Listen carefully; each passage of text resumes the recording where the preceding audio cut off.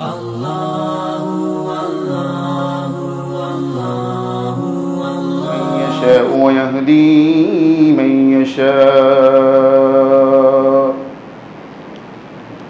নবী এবং রাসূলকে আল্লাহ পাঠিয়েছেন তাদের কওম তথা স্বজাতির ভাষায় পাঠিয়েছেন। এখান থেকে আমরা খুব সহজেই মাতৃভাষা বা স্বজাতির ভাষার গুরুত্ব বুঝতে পারি।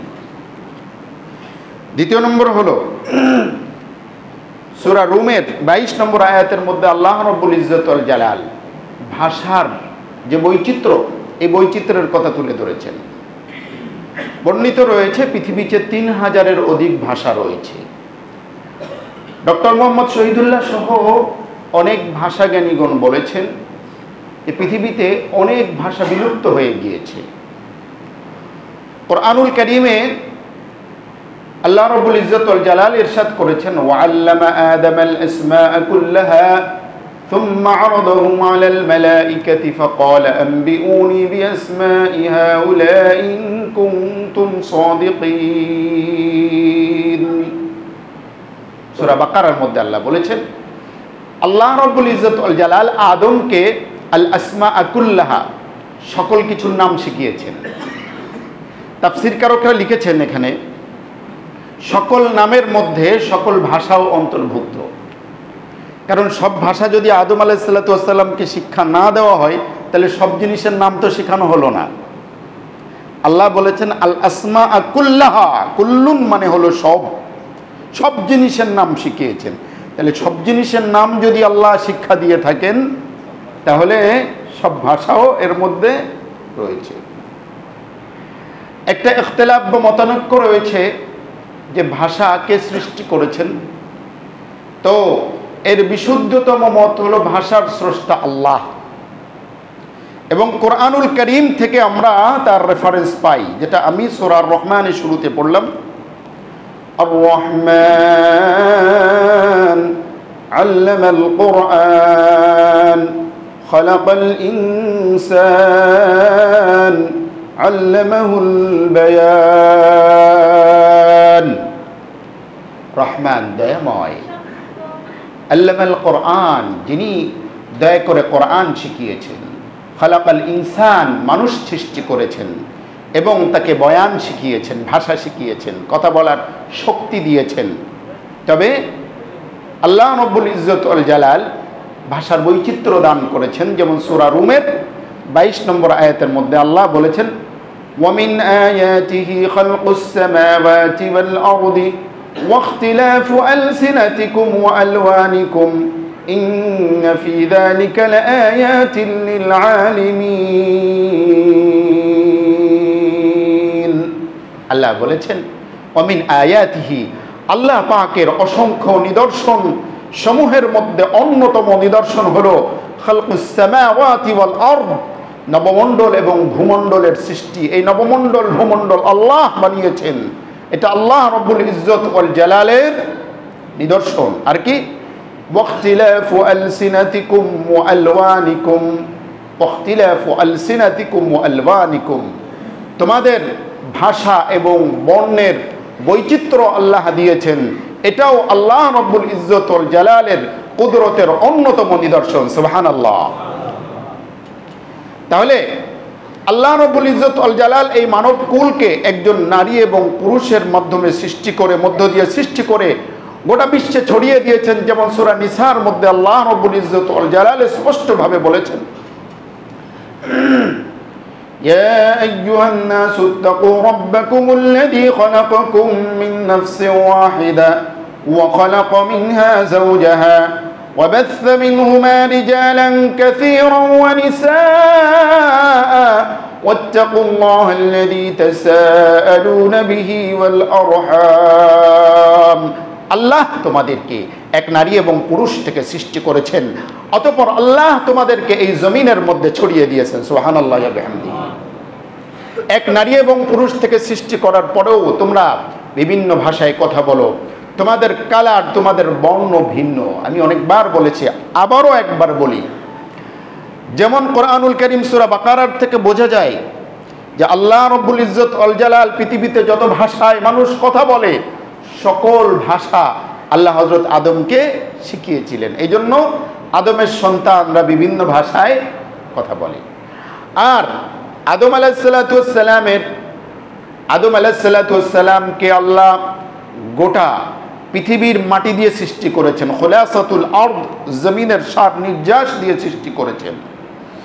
মিশকাতের একটা হাদিসের মধ্যে এসেছে, আল্লাহ নবী সাল্লাল্লাহু আলাইহি ওয়াসাল্লাম বলেছেন যে মানুষ কেন বিভিন্ন রঙের হয়, মানুষ কেন বিভিন্ন তবিয়তের স্বভাবের হয়, মানুষের মধ্যে কেন কেউ কালো, কেউ গোরা, কেউ সাদা, কেউ লাল, কেউ বাদামি, কেন এই রঙের হয়, আর মানুষ কেন বিভিন্ন স্বভাব বা প্রকৃতির হয়ে থাকে, কেউ ঠান্ডা, কেউ গরম, কেউ নরম, কেউ উগ্র, কেউ মেজাজি, ঠিক কিনা, কেউ দয়ালু, কারো একটু হালকা যদি হিট দেওয়া হয় চোখ দিয়ে পানি পড়ে, আবার কাউকে যত শক্ত কথায় বলুন না কেন তার ভিতরে কোনো প্রতিক্রিয়া হয় না। কেন? কারণ কি? আল্লাহ রাসূল সাল্লাল্লাহু আলাইহি ওয়াসাল্লাম বলেছেন আদম আলাইহিসসালামকে এই জমিনের মাটির সার নির্যাস দিয়ে তৈরি করা হয়েছিল, বলে মাটির মধ্যে কোনোটা শক্ত, কোনোটা নরম, কোনোটা কালো, কোনোটা লাল, কোনোটা সাদা, সব সার নির্যাস যেহেতু হযরত আদম আলাইহিসসালামের মধ্যে ছিল, এই জন্য আদম আলাইহিসসালামের সন্তানরা বিভিন্ন রঙের হয়ে থাকে, বিভিন্ন বর্ণের হয়ে থাকে, বিভিন্ন স্বভাবের হয়ে থাকে। সুবহানাল্লাহ। এক হাদিসের মধ্যে এসেছে, আল্লাহ নবী সাল্লাল্লাহু আলাইহি ওয়াসাল্লামের কাছে এসেছে এক আরব বেদুইন এসে বলে, ইয়া রাসূলুল্লাহ, আমিও সুন্দর, আমার স্ত্রীও সুন্দর, তথা সুন্দর বলাটা আসলে ঠিক না, সৌন্দর্য কালো মানুষও সুন্দর, অর্থাৎ রঙে কালো সে সুন্দর হতে পারে, রঙে ফর্সা সে সুন্দর নাও হতে পারে, ঠিক না? তো সুন্দর না বলি, সৌন্দর্য একটা আলাদা জিনিস। বর্ণিত রয়েছে, অবশ্যই এটা কোনো শক্তিশালী সনদে আমি পাই নাই, বর্ণিত রয়েছে হযরত ইউসুফ আলাইহিসসালাম কিন্তু গমের মতো ধবধবে সাদা ছিলেন না। যাকে অর্ধ জাহানের সৌন্দর্য দেওয়া হয়েছিল, তারা কিন্তু একেবারে মানে যেটাকে আমরা গমের মতো সাদা বলি ওরকম সাদা ছিলেন না, কিন্তু সুন্দর ছিলেন। আমাদের নবীকে বলা হয়েছে সবচেয়ে সুন্দর। আমাদের নবী করিম সাল্লাল্লাহু আলাইহি ওয়াসাল্লাম একেবারে ধবধবে সাদা ছিলেন না, সাদা লাল মিশ্রিত ছিলেন। তবে নবী করিম সাল্লাল্লাহু আলাইহি ওয়াসাল্লাম কেন সবচেয়ে সুন্দর? একজন মানুষের সৌন্দর্য শুধুমাত্র তার কালারে ফুটে ওঠে না, তার নাক, চোখ, ভুরু, চুল, কপাল, ঠোঁট, তার উচ্চতা, তার দৈহিক গঠন সব মিলেই সুন্দর, ঠিক কিনা? হ্যাঁ। তো ওই সাহাবী এসে বলে, ইয়া রাসূলুল্লাহ, আমিও সাদা, আমার স্ত্রীও সাদা, পোলা হইছে কালা। বলে, তুমি কি বলতে চাও? বলে, ইয়া রাসূলুল্লাহ, আমার তো মনে হয় কোনো আমার স্ত্রী খেয়ানত করে ফেলেছে। আরব বেদুইন যে যেমন আমার নবী সাল্লাল্লাহু আলাইহি ওয়াসাল্লাম তাকে তেমন ভাবে বুঝিয়ে দিতেন। সুবহানাল্লাহি ওয়া বিহামদিহি। আল্লাহ নবী সাল্লাল্লাহু আলাইহি ওয়াসাল্লামকে আল্লাহ রাব্বুল ইজ্জত ওয়াল জালাল উতিতু জাওয়ামিউল কালিম, জাওমিউল কালিম দান করেছিলেন। তিনি অল্প কথায় অনেক বেশি অর্থ প্রকাশ করতে পারেন। আমাদের নবীকে আল্লাহ রাব্বুল ইজ্জত ওয়াল জালাল মুআল্লিম এবং শিক্ষক হিসেবে পাঠিয়েছেন। নবী করিম সাল্লাল্লাহু আলাইহি ওয়াসাল্লাম বলেছেন, ইন্নামা বুইসতু মুআল্লিমান, আমাকে আল্লাহর পক্ষ থেকে মুআল্লিম বা শিক্ষক রূপে পাঠানো হয়েছে। সুবহানাল্লাহ। হালাব বা সিরিয়ার বিখ্যাত আলেম, যিনি পরবর্তীতে মদিনা ইউনিভার্সিটিরও শিক্ষক ছিলেন, আল্লামা আব্দুল ফাত্তাহ আবু বুদ্দা রাহিমাহুল্লাহ, তিনি বলেছেন, একটা কিতাব লিখেছেন, কিতাবটার নাম হলো আর রাসূলুল মুআল্লিম, শিক্ষক হিসেবে আমাদের নবী সাল্লাল্লাহু আলাইহি ওয়াসাল্লাম। এটার বাংলা অনুবাদ হয়েছে কিনা জানি না, মনে হয় হয়েছে। তো বইটা খুব চমৎকার। তিনি কোরআন হাদিস থেকে প্রমাণ করেছেন যে আল্লাহ রাসূল সাল্লাল্লাহু আলাইহি ওয়াসাল্লাম কেমন শিক্ষক ছিলেন, ওনার টিচিং পদ্ধতি কেমন ছিল, কিভাবে সহজভাবে বুঝিয়ে দিতে পারতেন, তাই না? প্রিয় হাজিরিন, আল্লাহ নবী সাল্লাল্লাহু আলাইহি ওয়াসাল্লাম কত সুন্দর ছিলেন। এক সাহাবী এসে বলছে, ইয়া রাসূলুল্লাহ, আমাকে জিনা করার অনুমতি দিন। নাউযুবিল্লাহ, আমি জিনা করতে চাই, আমাকে অনুমতি দিন। সাহাবীরা সবাই হাত গুটায় নিয়েছে, ওরা একটা ধোলাই দেবে। আমাদের এখানে যদি কেউ এসে বলে, হুজুর, ইমাম সাহেব হুজুর, খতিব সাহেব হুজুর, আমার অনুমতি দেন, আমি একটু জিনা করি, তো আমরা কি করতাম? লোকদের, এই এরা ঘাট ধাক্কা ধরে বের করে দে, জুতা দিয়ে পেটা, আরে ঘাট ধাক্কা ধরে, ঠিক না? আমাদের পানিশমেন্ট তো এমনই। আল্লাহ নবী সাল্লাল্লাহু আলাইহি ওয়াসাল্লাম ওরে ডেকে কাছে নিলেন, মাথায় হাত রাখলেন। আল্লাহ নবী সাল্লাল্লাহু আলাইহি ওয়াসাল্লাম বলেন, তুমি যেটার অনুমতি চাচ্ছ, তুমি কি পছন্দ করো, তুমি কি পছন্দ করো তোমার স্ত্রীর সাথে কেউ জিনা করুক, এটা কি তুমি পছন্দ করবে? সাহাবী বলেন, ইয়া রাসূলুল্লাহ, আমি কখনোই সেটা পছন্দ করব না। আল্লাহ নবী সাল্লাল্লাহু আলাইহি ওয়াসাল্লাম বলেন, তুমি কি চাও তোমার মায়ের সাথে কেউ জিনা করুক? সাহাবী বলেন, ইয়া রাসূলুল্লাহ, আমি কখনোই চাই না। আল্লাহ নবী সাল্লাল্লাহু আলাইহি ওয়াসাল্লাম বলেন, তুমি কি চাও তোমার বোনের সাথে কেউ জিনা করুক, সেটা কি তুমি পছন্দ করো? বলেন, লা ইয়া রাসূলুল্লাহ, আমি কখনোই সেটা পছন্দ করব না। আল্লাহ নবী সাল্লাল্লাহু আলাইহি ওয়াসাল্লাম এবার বলেন, যদি তুমি পছন্দ না করো তোমার মায়ের সাথে, তোমার বোনের সাথে, তোমার স্ত্রীর সাথে কেউ জিনা করুক, এটা যদি তুমি পছন্দ না করো, তুমি কোনো নারীর সাথে জিনা করতে চাচ্ছ, সেই নারী তো কারো স্ত্রী, হয়তো কারো মা বা কারো বোন হবে, তো তুমি নিজের জন্য যেটা পছন্দ করো না, নিজের পরিবারের ক্ষেত্রে যেটা পছন্দ করো না, আরেকজনের পরিবারের ক্ষেত্রে তুমি কেন সেটা পছন্দ করতে চাও? কত সুন্দর করে বুঝিয়ে দিলেন, বুদ্ধিভিত্তিক। আল্লাহ নবী সাল্লাল্লাহু আলাইহি ওয়াসাল্লাম এবার ওর ছিনার মধ্যে হাত দিলেন, ছিনার মধ্যে হাত দিয়ে বললেন, দোয়া করলেন, আল্লাহুম্মা হাসিন ফরজা, কয়েকটা দোয়া করলেন। তার মধ্যে একটা হলো, আল্লাহ তুমি তার মনের ওয়াসওয়াসা দূর করে দাও, তুমি তার সম্ভ্রম বা লজ্জাস্থানের হেফাজত করো। সুবহানাল্লাহ। সাহাবী বলেন, ওই ব্যক্তি বলেন, জীবনে আমি কোনোদিন আমার অন্তরের মধ্যে কোনো নারীর ব্যাপারে কোনো কুমন্ত্রণা উপলব্ধি আর করি নাই। সুবহানাল্লাহ। তো আমাদের নবী করিম সাল্লাল্লাহু আলাইহি ওয়াসাল্লাম এমনভাবে বুঝিয়ে দিতেন। আমি আগের ঘটনায় চলে আসছি। তো বলে, ইয়া রাসূলুল্লাহ, আমি তো সাদা, আমার স্ত্রীও সাদা, কেন আমার পোলাটা কালো হলো? আমি তো আমার স্ত্রীর ব্যাপারে খেয়ানতের সন্দেহ করি। আল্লাহ নবী সাল্লাল্লাহু আলাইহি ওয়াসাল্লাম বলেন, তোমার বাড়িতে কি উট আছে? উট পালো? আরবের লোকজন উট পালতো, ছাগল পালতো, ঠিক না? গরু ছিল কম, গরু টরু তেমন একটা ছিল না। হ্যাঁ, দুম্বা ছিল, মেষ, ছাগল, উট। উটের মাধ্যমে যাচাই করা হতো তার কত অর্থ সম্পদের মালিক। যে যত বেশি উটের মালিক সে তত বেশি ধনী। বলে, জি হুজুর, ইয়া রাসূলুল্লাহ, আমার উট আছে। বলে, আচ্ছা, তোমার কি মনে হয় যেমনও হয়েছে তোমার বাড়িতে যে উট আছে, নর এবং মাদি দুই ধরনের উটই আছে, এমনও কি হয়েছে নর উট মাদি উট দুই যেই কালারের, দেখা গিয়েছে কোনো বাচ্চা যখন হয়েছে, উটের বাচ্চা যখন হয়েছে, তখন এই দুইটি কালারের বাদ দিয়ে ভিন্ন কোনো কালার ধারণ করেছে, এমন কি হয়েছে? দেখেছো কখনো? ওই ব্যক্তি বেদুইন বলে, জি হ্যাঁ, এটা তো হতে পারে, হয়। বলে, এটা কিভাবে হয়? আল্লাহ নবী বলেন, এটা কিভাবে হয়? কথা বের করে নিয়ে আসছেন। বলে, ইয়া রাসূলুল্লাহ, এটা এভাবে হতে পারে, এই নর বা মাদি উটের কোনো পূর্বপুরুষ যারা ছিল তারা ভিন্ন কালারের ছিল, এজন্য বাচ্চার মধ্যে সেটার প্রভাব পড়েছে। আর কি হয় না, ডাক্তাররা আমাদেরকে জিজ্ঞেস করে কোনো বিভিন্ন রোগ ব্যাধি, বলে এটা হ্যাঁ জিন, বলে জেনেটিক। বলে, এই যে আপনার যে সমস্যা, আপনার বাবার কি সমস্যা ছিল? বলে, না, আমার আব্বার ছিল না। চাচার ছিল? বলে, ছিল না। দাদার ছিল? বলে, শুনেছি আমার দাদার ভাইয়ের সমস্যা ছিল। বলে, তাহলে হতে পারে। এমন বলা হয় কি বলা হয় না? জেনেটিক। প্রিয় হাজিরিন, আল্লাহ নবী সাল্লাল্লাহু আলাইহি ওয়াসাল্লাম বলেন যে, তুমি তোমার উটের ব্যাপারে মাসআলাটি বুঝতে পেরেছো, সমস্যার সমাধান বুঝতে পেরেছো, আর নিজের ব্যাপারে সমাধান বুঝতে পারো নাই। হয়তো তোমার পূর্বপুরুষ অথবা তোমার স্ত্রীর পূর্ববর্তী কেউ হয়তো কালো রঙের ছিল, সেটাই পেয়েছে।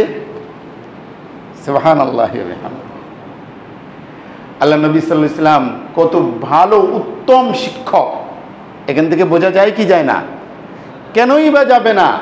আল্লাহ রাব্বুল ইজ্জত ওয়াল জালাল সরাসরি নবীকে শিখিয়েছেন ওহীর ইলমের মাধ্যমে, সরাসরি। যাকে আসমান থেকে সরাসরি শিক্ষা দেওয়া হয়েছে, তার থেকে ভালো শিক্ষক আর কে হতে পারে পৃথিবীর মধ্যে? সুবহানাল্লাহ। তো আমি আসল জায়গায় চলে আসছি, ভাষার কথা বলছিলাম। সাইয়্যিদনা আদম আলাইহিস সালাতু ওয়াস সালাম কে আল্লাহ যেহেতু ওয়াল্লামা আদম আল আসমাআ কুল্লাহা, সকল ভাষা শিখিয়েছিলেন, অতএব বনি আদম তথা আদম সন্তান বিভিন্ন ভাষায় কথা বলে। আদম আলাইহিসসালামকে যেহেতু পুরো মাটির সার নির্যাস দিয়ে বানিয়েছিলেন, মাটির মধ্যে বিভিন্ন কালার বিভিন্ন বর্ণ হয়ে থাকে, এই জন্য আদমের সন্তানরা বিভিন্ন বর্ণ বা রং পেয়েছে। এটাই আল্লাহ কুরআনুল কারীমের মধ্যে বলেছেন, মিন আয়াতিহি খালকুস সামাওয়াতি ওয়াল আরদি ওয়াখতিলাফু আলসিনাতিকুম ওয়া আলওয়ানিকুম ইন্না ফি যালিকা লাআয়াতিন লিল আলিমিন। প্রিয় হাজিরিন, ভাষার সাথে সাথে আমরা যেটাকে সংস্কৃতি বলি, ভাষার ভিন্নতার সাথে দেখবেন সংস্কৃতি ভিন্ন হয়ে যাচ্ছে, ঠিক কিনা? আমাদের দেশের মানুষ সংস্কৃতি বলতে খালি মনে করে গান বাজনা, ঢোল তবলা, বৈশাখ মাস আসলে একটু কি বলে এই মুখোশ, পেঁচা ভুতুম পেঁচা এইগুলো দেওয়া, এটাকে সংস্কৃতি মনে করে। আসলে বিষয়টা কিন্তু সেরকম না। মানুষের অভ্যাস, খাদ্যাভ্যাস, চাল চলন বলন এগুলো সব মিলাই হলো কি সংস্কৃতি, তাই না? আল্লাহ নবী সাল্লাল্লাহু আলাইহি ওয়াসাল্লাম সংস্কৃতির প্রতিও কিন্তু লক্ষ্য রেখেছেন, যথেষ্ট লক্ষ্য রেখেছেন। যেমন আনসারীদের মধ্যে, মদিনার আনসারীদের মধ্যে একটু আমোদ ফুর্তি ভাবটা ছিল বেশি। হাদিসের মধ্যে এসেছে আল্লাহ নবী সাল্লাল্লাহু আলাইহি ওয়াসাল্লাম মদিনা যাওয়ার পরে একটা বিবাহ হলো। তো বিবাহের অ্যারেঞ্জমেন্টের দায়িত্ব আল্লাহ নবী আম্মাজান আয়েশার খেদমতে দিয়ে দিলেন। পাত্রী সম্ভবত ছিল আনসারী, হ্যাঁ, মানে পাত্র পাত্রী দুইটাই সম্ভবত আনসারি। তো আল্লাহ নবী সাল্লাল্লাহু আলাইহি ওয়াসাল্লাম তো সবার অভিভাবক, বিয়ের অ্যারেঞ্জমেন্ট করলেন। তো আল্লাহ নবী সাল্লাল্লাহু আলাইহি ওয়াসাল্লাম আয়েশাকে বললেন, আয়েশা তুমি কি সেখানে আনন্দ ফুর্তি করার জন্য, কিছু সঙ্গীত টঙ্গীত পরিবেশন করার জন্য কাউকে পাঠিয়েছো? কোনো ছোট বাচ্চা টাচ্চাকে পাঠিয়েছো? আল্লাহ নবী এই হযরত আয়েশা বলেন যে জি না। আল্লাহ নবী সাল্লাল্লাহু আলাইহি ওয়াসাল্লাম বলেন, এই তুমি জানো না আনসারীরা একটু সঙ্গীত প্রিয়, কাজেই ওদের কিছু সঙ্গীত টঙ্গীতের আয়োজন হতে পারে, ছোট কিছু দুই চারটে বালিকা দিয়ে দিতে পারো, যে একটু গাইবে টাইবে, একটু আনন্দ ফুর্তি করবে, কেন দিয়ে দাও। এখান থেকে বোঝা গেল যে কুরাইশ বা মক্কার লোকজনের এই কালচার ছিল না, কিন্তু মানে আনসারীদের মধ্যে এটা ছিল। আল্লাহ নবী সাল্লাল্লাহু আলাইহি ওয়াসাল্লাম সেটা লক্ষ্য রেখেছেন, বোঝাতে পারলাম। কিন্তু সংস্কৃতির প্রতিও কি করেছেন? লক্ষ্য করেছেন। শুধু লক্ষ্য করেন নেই, আপনি খেয়াল করে দেখুন, আল্লাহ নবী সাল্লাল্লাহু আলাইহি ওয়াসাল্লাম যখন মক্কা বিজয়ের জন্য আসলেন, মক্কা বিজয়ের জন্য যখন মক্কায় আসলেন মদিনা থেকে, আল্লাহ নবী সাল্লাল্লাহু আলাইহি ওয়াসাল্লাম প্রত্যেক গোত্রের আলাদা আলাদা পতাকা দিয়েছিলেন। এটা তো আমরা পড়েছি, শুনেছি না? তো আনসারীদের একটা পতাকা, মুহাজিরদের একটা পতাকা, তারপরে খুজা গোত্রের জন্য আলাদা পতাকা, মানে প্রত্যেক পতাকা তলে তাদের এলাকার লোকজন।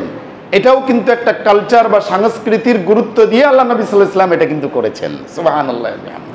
তো ইসলাম দেখেন আপনার ছোট থেকে ছোট, সূক্ষ্ম থেকে সূক্ষ্ম বিষয়কে কত গুরুত্বের সাথে তুলে এনেছে। আমি অনেক সময় বলি যে ইসলামটাকে আপনারা শুধু নামাজ, রোজা, কিছু তাসবিহ তাহলিলের মধ্যে সীমাবদ্ধ করে দিয়েছেন, কিন্তু আমার নবী করিম সাল্লাল্লাহু আলাইহি ওয়াসাল্লাম ছোট্ট একটু বিষয়ও কিন্তু কি করেন নাই, ছাড়েন নাই। আল্লাহ নবী সাল্লাল্লাহু আলাইহি ওয়াসাল্লাম কিন্তু জোর করে বলেন না একটা পতাকা তলে আসতে হবে, এক ধরনের খাবার খেতে হবে, একই ধরনের মানে সিস্টেমে চলতে হবে না। তোমরা নামাজ পড়ো একসাথে, রোজা রাখো একসাথে, হজ করো একসাথে, কিন্তু কথা যার যার মতো সে ভালো। এমন কি আপনি কি জানেন, মিশকাত শরীফের শরহ সুন্নাহর উদ্ধৃতি দিয়ে কোরআনুল মানে হাদিসের মধ্যে এসেছে, উনজিলাল কোরআন আলা সাবআতি আহরুফ, কোরআনুল কারীম অবতরণ হয়েছিল 7 হরফে। কয় হরফে? 7 হরফ। এই 7 হরফের ব্যাখ্যা কি? জালালউদ্দিন সুয়ুতি আল ইতকান ফি উলুমিল কোরআনের মধ্যে প্রায় 50 পৃষ্ঠা লিখে ফেলেছেন। এই 7 হরফের মানে কি?